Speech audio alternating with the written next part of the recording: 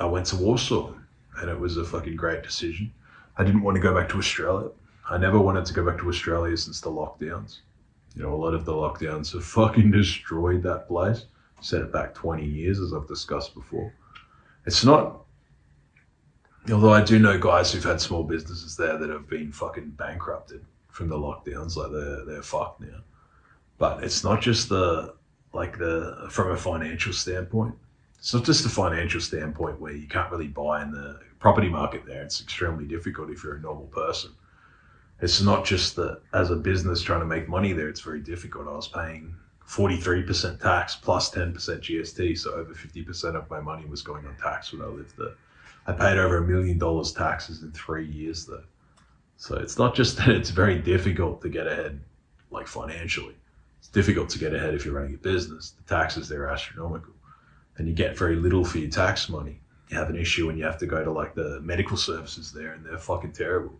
The amount of times that I'd gone to like a GP or something like that, the general practitioner, and it's some fucking pretty much retard who's just sitting there on Google, some fucking, like, for lack of a better word, like foreign, like fob, who's just fucking flown in on the last boat, shouldn't even be fucking like practicing anything, knows nothing, has some really questionable like medical degree that it probably isn't even real, that is fucking faked one. And they're sitting on Google trying to diagnose me with this shit. And it's fucking garbage. And I paid $1 million over 3 years for that sort of treatment. You know, it's garbage. It's trash. So a lot of the shit that you get is the bare minimum. And I'd still have like potholes on the road. I'd be driving my Porsche around and the roads were still crap. And this was around Brisbane. So I started to realize like what's my money going towards? A lot of these fucking like social programs and crap that I didn't even agree with. Like I wasn't even being asked the own crap that they're going to be pushing to my own kid in that area. It's garbage. So I didn't agree with a lot of it, so I left. You know, it's one thing to sit around and bitch about a country. It's another thing to sort of sit there and, you know, get into this, I want to save the West and all this crap. But if you really like have issues with it, you can just leave. Like there's no reason to stay there and fucking complain. So I got out of there. You know, to me, it's a shithole. It's not a shithole that it's not a beautiful country. It's not a shithole that there's not like, you know, good people there and things like that. It's the government that's turning it into a fucking like cesspool. The government's pushing everyone to be massively slave minded. I've discussed this many times, what they do over there. It's very hard to be manly. It's very like, you know, against men. The hardest thing is it's men enforcing on other men over there. A lot of the Suis are kind of pushing their own weak ideas and like, you know, virtue signaling crap. And it's sort of like reprogramming a lot of the actual men there. You have see one footballer or fucking like fight someone in the pub and then gets dragged on the front page forever.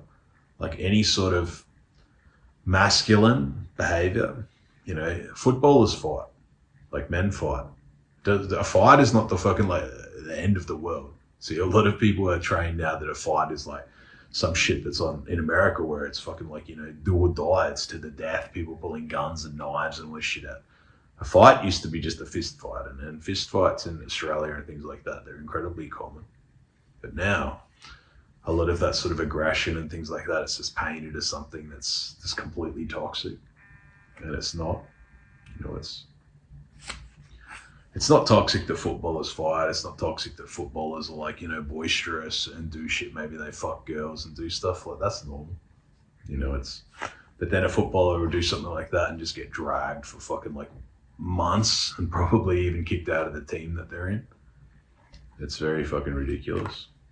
Any sort of like manly behavior or it's just always reprogrammed. Like it's reframed that manliness is to be like toxically masculine.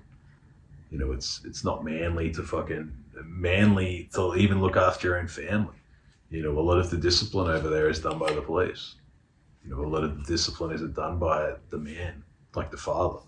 Because a lot of fathers don't really know how to discipline. They don't really have any boundaries. They don't really know how to like, you know, set the frame for their own sons that they have. The son just grows up confused with no discipline. The teachers can't really discipline either over there. because the kids in that just have too many rights. They're out of control. It's a country where, like, if you were to smack your own kid, I don't even know if that's legal. Like, it might actually be illegal to do that sort of crap. You know, I've heard of people getting in trouble for, like, yelling at their own kids. Like, they can get investigated by child protection services. You know, it's very fucking extreme.